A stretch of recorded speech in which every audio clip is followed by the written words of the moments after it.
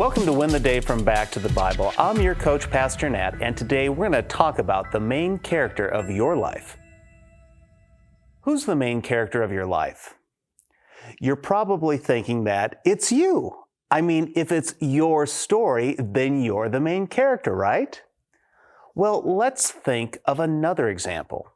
Think of the life of Abraham. Who's the main character of his story? Or let's zoom in.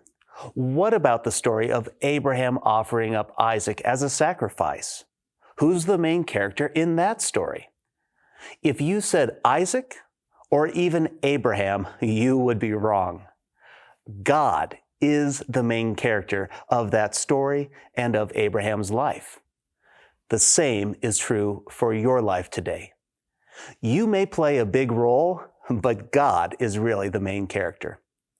Let's go back to the Bible as we continue walking with Jesus in the book of John.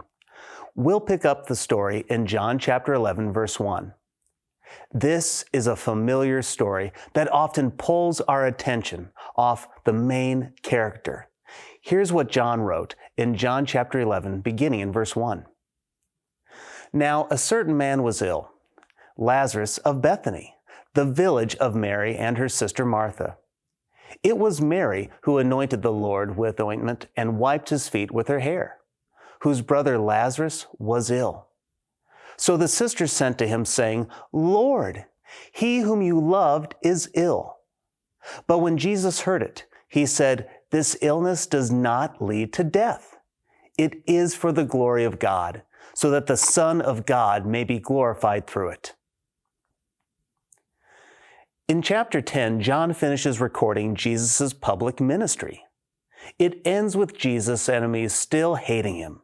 So Jesus continues ministry, but now he's going to do it in private. Here in chapter 11, John says, a certain man was ill, Lazarus of Bethany. The story is often titled, The Death of Lazarus, or The Resurrection of Lazarus. It would appear that Lazarus is the main character of the story. And yes, he is a big player. John identifies him by name. And they said to him, Lord, he whom you love is ill. So you know that Jesus knows Lazarus intimately. He cares for him. And John's use of a certain man, it's intentional. He is not the main character of the story. So then, is it Mary? Is it Martha? It says that Mary is the one who anointed the Lord with ointment and wiped his feet with her hair. And there is no doubt that she plays an important role in the life of Jesus. But no, not even these two are the main characters. So then who is the main character? Jesus gives the answer in verse 4. This illness does not lead to death. It is for the glory of God, so that the Son of God may be glorified through it. You may get it now. God is the main character. Yes, Jesus' deity is displayed in his omniscience. He knew of Lazarus' condition. He knew that lasting death was not coming for Lazarus. He knew that he would be the reason for his healing. But what's the point?